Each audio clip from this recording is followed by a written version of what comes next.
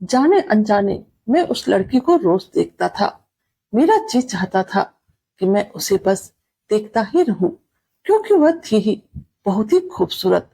मैं क्या, जो कोई भी उसे देखता बस देखता ही रह जाता था। वह रोज इसी रास्ते से गुजरती थी और आज मैं भी उसके पीछे पीछे यूं ही चल पड़ा। मैं जानना चाहता था कि आखिर वह रोज कहाँ जाती है। उसके साथ कोई भी नहीं होता था। वह हर दिन अकेले ही इस रास्ते से गुजरती थी। रोज तो सिर्फ मैं उसे देखता था, लेकिन आज मुझसे रहा नहीं गया और मैं उसके पीछे पीछे उससे दूरी बनाकर चलने लगा। वैसे मेरी नीयत बिल्कुल भी गलत नहीं थी। मेरे मन में उसको लेकर किसी तरह का कोई खराब मंशा नहीं था। बस मैं जानना चाहता था कि आखिर रोज इसी वक्त ये लड़की कहाँ और क्या करने जाती है। उसने अपने ऊपर एक बड़ी सी चादर ओढ़ रखी थी, जिससे ऊपर उसका पूरा शरीर हर वक्त ढका ही रहता था। सिर्फ उसका चेहरा ही था जो कि दिखता था, जिसे देखकर मैं दीवाना हो गया था। वो बड़ी ही सावधानी के साथ कदम उठाए हुए आहिस्ता आहिस्ता चली जा रही थी। उसको बिल्कुल भी एहसास नहीं था मैं उसका पीछा कर रहा हूँ। वैसे भी मुझे ये सब करने की आदत थी, क्योंकि मैं एक जासूस था और मेरा काम ही था जासूसी करना। मैं पुलिस के लिए काम करता था। मैंने बड़े बड़े गैंग को अपने जासूसी के जरिए पकड़ाया था। किसी को भी जानकारी नहीं थी कि मैं एक जासूस हूँ, और वो भी पुलिस का, क्योंकि हमारा काम ही ऐसा होता था।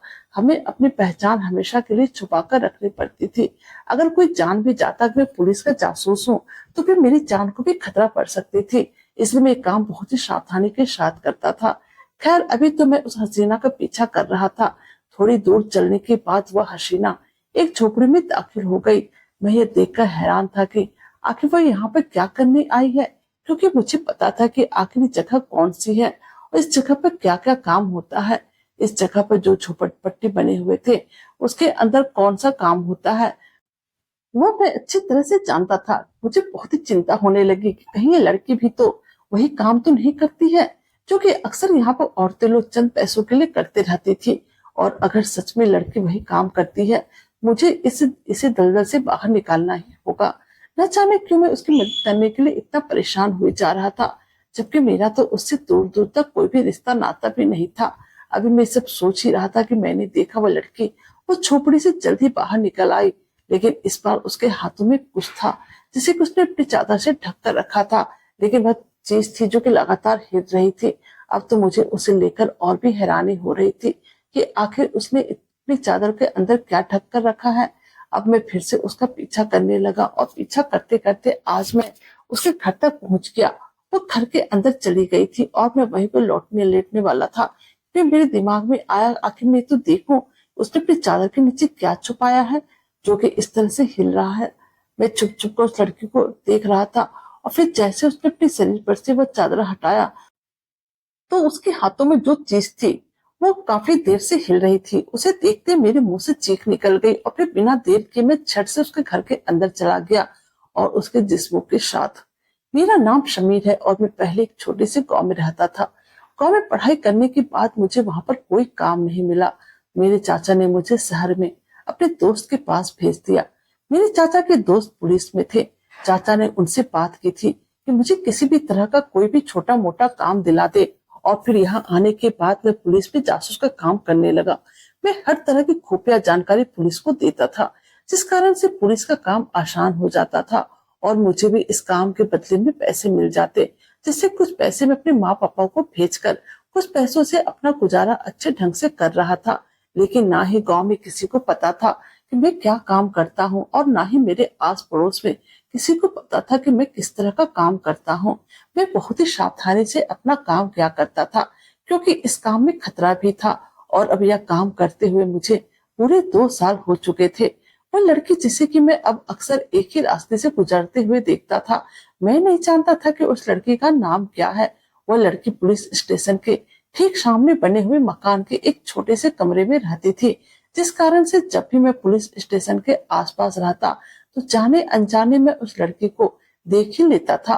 उस लड़की के कमरे की खिड़की पुलिस स्टेशन की तरफ ही खुलती थी, जिस कारण से जब भी खिड़की खुली होती तो घर के अंदर का नजारा साफ साफ दिखाई देता था। पुलिस स्टेशन के करीब घर होने के कारण वो लड़की बिल्कुल ही सुरक्षित जगह पर थी। कभी कभी मुझे देर रात भी अपने काम के कारण पुलिस स्टेशन जाना पड़ता तो मैं देखता था कि खिड़की तो बंद रहती थी, परंतु उसके कमरे की खिड़की की लाइट चली ही रहती थी। कभी कभी खिड़की खुली भी रहती, मैं कमरे के अंदर का मंजर भी देख लेता था। सड़क के इस पार पुलिस स्टेशन था और उसके दूसरे पार ही उस लड़की का घर था। मैंने अभी तक शादी नहीं की थी और अभी मेरा शादी करने का कोई इरादा भी नहीं था। मुझे अभी अपने काम पर और भी फोकस करना था और एक बहुत ही बड़ा जासूस बनना था, जो कि अब मेरा सपना बन गया था। मेरी नौकरी मेरे चाचा के दोस्त की वजह से ही लगी थी। मेरे पापा एक पैर से अपाहिज थे। जब मैं गांव में था उसी वक्त उनका एक्सीडेंट हो गया था, जिस कारण से उन्हें अपना पांव खोना पड़ा। इसलिए घर की जिम्मेदारी भी मेरे ही कंधों पर थी। अब शादी का फैसला पूरी तरह से मेरे ऊपर ही डिपेंड था। मैं कब शादी करूं और कब शादी ना करूं। मेरे माँ पापा इसके लिए मुझे कभी भी प्रेशर नहीं देते थे। मेरा एक दोस्त था, उसका नाम विमल था। उसे मेरे मन की हालत पता थी। वह मुझे अक्सर यही कहता, क्या तुम यूं ही बस उस लड़की को देखते ही रहोगे, कुछ करोगे नहीं? मैंने कहा, यार तुम्हें तो पता ही है वह मुझसे बहुत ही अच्छी लगती है और मैं उसे जी भर कर देखता रहूं, बस इससे अधिक और मुझे कुछ नहीं चाहिए।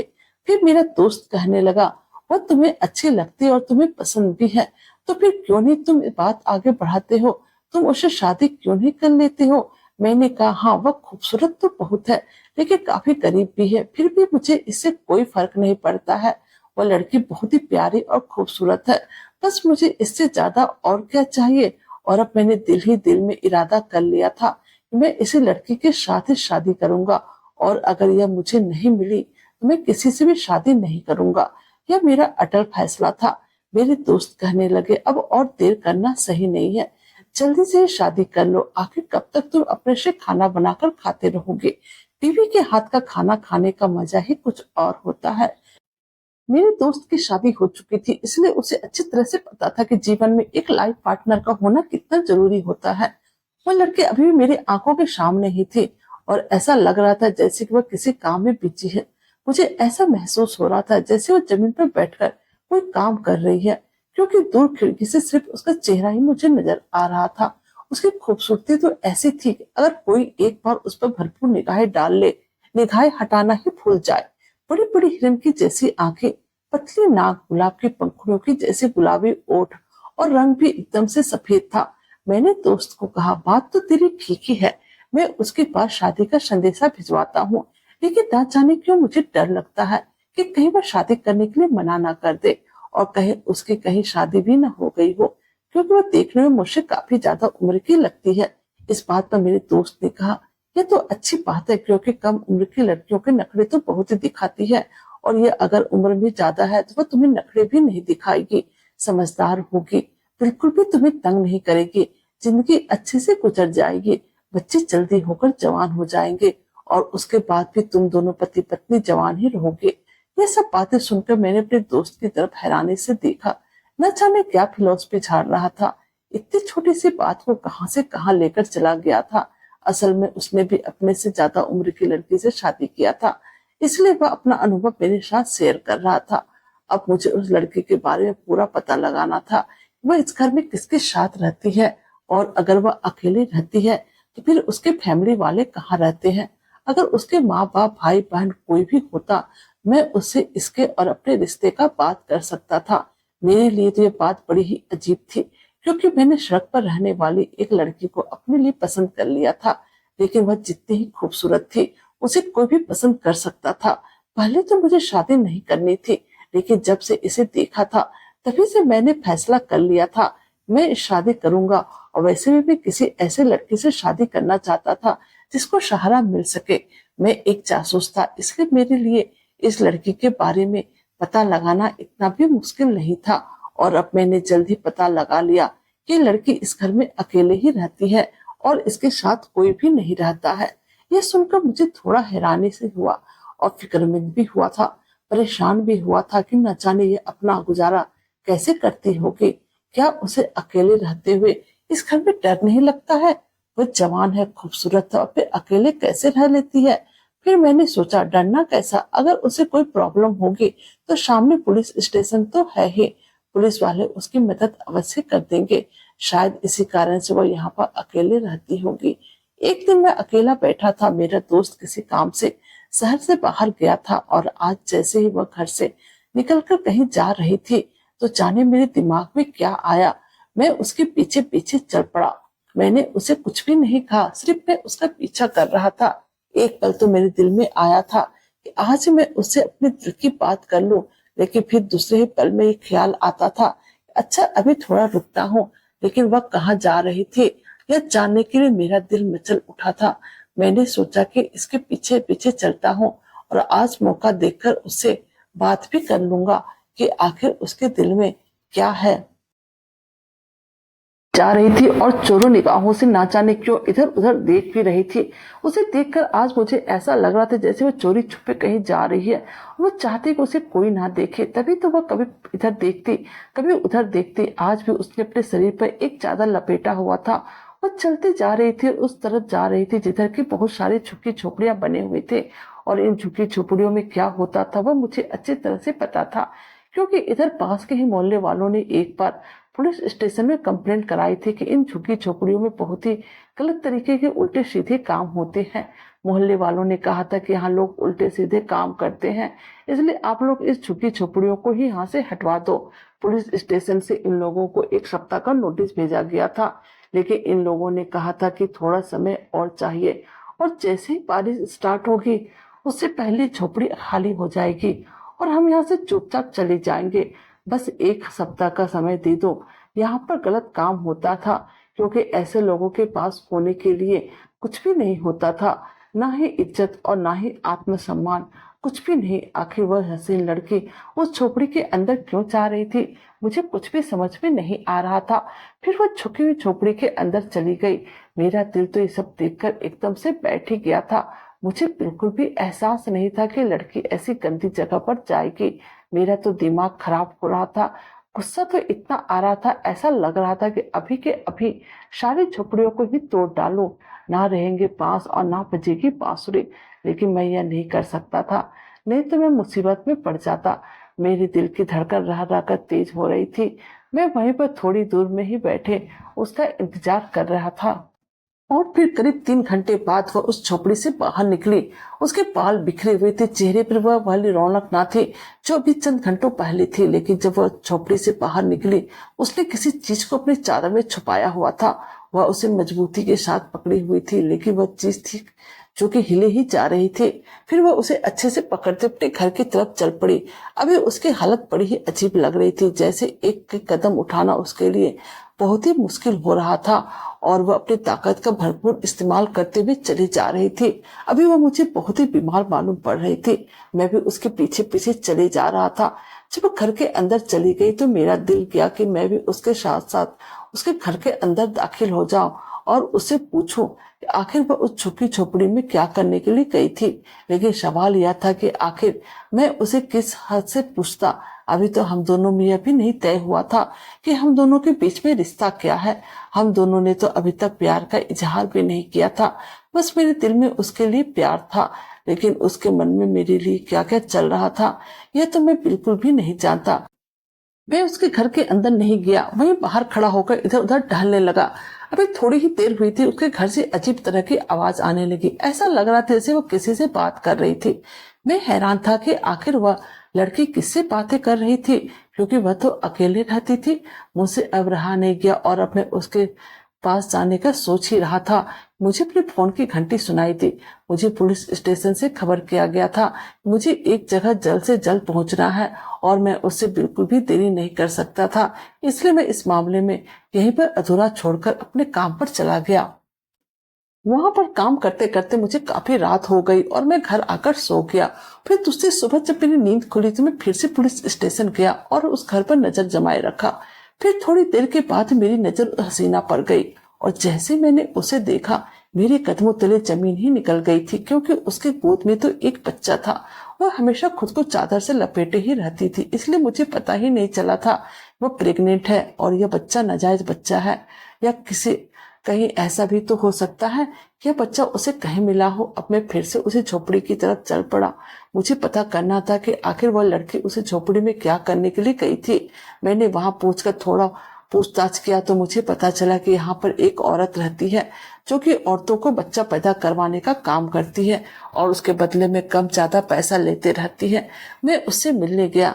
वह बोली कल भी एक लड़की आई थी, यही कोई 26-27 साल की थी। उसकी तबीयत बड़ी ही खराब थी। उसकी मदद के उसने बदले में मुझे थोड़े पैसे दे दिए थे। मैंने कहा तुम्हारे पास यह सब करने की अथॉरिटी है? तो कहने लगी काहे का हक साहब जी, हम तो खानदानी दाई हैं और हमारा रोटी रोजगार भी यही है। हम तो यह काम बहुत ही समय से करते आ रहे हैं। हमारे पास जो भी आता है वह पहले से ही गरीब होता है और हमें थोड़ा बहुत कम ज्यादा करके पैसे लेकर उन लोगों की मदद कर देते हैं। मैंने कोई चोरी तो नहीं की है। क्या किसी की मदद करना बुरा काम है? क्या यह कोई पाप वाला काम है? वह औरत मेरे सामने खड़े होकर मेरे से सवाल करने लगी जैसे कोई वकील हो। मेरे पास तो उसके सवालों का कोई भी जवाब नहीं था, क्योंकि वाकई यह कोई गलत काम नहीं था। मैं फिर से वापस अपने घर आ गया, लेकिन मुझे सब बातें पता चल गई थी। वह बच्चा उस लड़की का ही था जिसे कि मैं बहुत ही ज्यादा प्यार करने लगा था। लेकिन मैं हैरान था कि जब वह अकेले रहती थी और उसकी उम्र भी इतनी ज्यादा थी, तो फिर वह इतनी ज्यादा उम्र होने के बाद भी अभी तक शादी क्यों नहीं की थी। और अगर उसने शादी भी की थी तो उसका पति तो उसके साथ उसके घर पर होता और उसके साथ कोई रहता। मुझे समझ में नहीं आ रहा था। मैं तो उसके बारे में सोच सोच कर पागल हुई जा रही थी। फिर मैं सोचने लगा शायद उसकी शादी हो गई होगी और कुछ दिनों के बाद ही उसके पति उसे छोड़कर चला गया होगा। लेकिन अब इन सब चीजों के बीच में मेरे तो सारे अरमान पर पानी फिर गया था। मैं तो उसे अपनी पत्नी बनाना चाहता था, उसे एक इज्जत की जिंदगी देना चाहता था। लेकिन यह क्या, उसने अकेले रहते ही बच्चे को जन्म दिया था, यानी वह उसका नाजायज बच्चा था। यह सब सोचते सोचते मुझे नींद आ गई और मैं सो गया। अगले दिन फिर मैंने देखा वह अपने बच्चों को लेकर कहीं जा रही थी। आज भी मैंने उसका पीछा किया तो मुझे पता चला वह एक मंडी जा रही थी जहां पर कि वह काम करती थी। वह टोकरी से उठा उठा कर अनाज को एक बड़े से बोरा में डालते जा रही थी। उसे इस काम के थोड़े बहुत पैसे मिल जाया करते थे, जिससे कि वह खाने पीने का सामान लेकर अपना गुजारा कर रही थी। वो अपने बच्चे को हमेशा सीने से लगाए हुए रहती थी। कभी वो बच्चे के साथ खेलने लगती तो कभी उसे प्यार से लोरी सुनाने लगती थी। मैंने लगातार उसका पीछा करता रहता था और उसकी हर हरकतों पे नजर रखता था। बच्चे की शक्ल देखकर मालूम पड़ता था कि वह लड़की है। एक दिन मेरे दोस्त ने मुझसे फिर से पूछ लिया, क्या सोचा है उस लड़की के बारे में, कब रिश्ता भेज रहे हो? तो मैंने कहा छोड़ो, किसी और टॉपिक पर बात करते हैं। तो मेरा दोस्त कहने लगा आखिर क्या बात है, आखिर तुम इस बारे में बात क्यों नहीं कर रहे हो? मैंने उससे कुछ भी नहीं कहा और वैसे भी मैंने अपने दोस्त को इस बारे में कुछ भी नहीं बताया था। फिर समय यूं ही गुजरने लगा। मेरा तो काम ही ऐसा था कि ना मुझे दिन का पता चलता था और ना ही रात का। लेकिन मैंने एक बात नोट की थी, इधर से उस लड़की ने अपने तन पर चादर लपेटना छोड़ दिया था, परंतु इधर फिर कुछ दिनों से वह फिर से अपने तन पर चादर लपेटने लगी थी। एक दिन मैं बाहर होटल से खाना मंगवाया था। हम दोनों दोस्त बैठकर खाना खा रहे थे। मेरे दोस्त की पत्नी कुछ दिनों के लिए मायके गई हुई थी, इसलिए जब भी मौका मिलता वह मेरे घर पर चला आता था, या फिर जब भी मुझे मन नहीं लगता मैं उसे बुला लेता था। हम दोनों दोस्त ने घर पर खाना खाया और फिर थोड़ा खाना बच गया तो मेरा दोस्त वह खाना फेंकने के लिए बाहर जाने लगा। तो मैंने कहा यह क्या कर रहे हो? तो वह कहने लगा कि अब यह खाना कौन खाएगा, थोड़ी देर में ही खराब हो जाएगा। मैंने कहा रुको, मेरे दिमाग में एक बात है। मैंने कहा यह खाना तुम मुझे दे दो। उसने कहा तुम यह खाना क्या करोगे? तो मैंने उसे कहा मैं यह खाना उस लड़के को देकर आता हूँ। यह कहकर मैं उसके घर चल पड़ा। उस घर में एक बहुत ही छोटा सा कमरा और एक बहुत ही छोटा सा किचन बना हुआ था। उस कमरे में थोड़े से कपड़े और किचन के बर्तन भी रखे हुए थे। यह मुझे बाहर खिड़की से दिखाई दे रही थी। वहां पर पहुंचकर मैं दरवाजा पर दस्तक दिया। उस दरवाजे पर एक फटा सा पर्दा लगा हुआ था। यह सब देखकर मुझे समझ में आया था इस घर की स्थिति बिल्कुल भी सही नहीं है। आगे की कहानी नेक्स्ट वीडियो में आपको मिलेगी। कहानी अच्छी लगे तो प्लीज चैनल को लाइक कीजिए, सब्सक्राइब कीजिए और शेयर कीजिए। Thank you.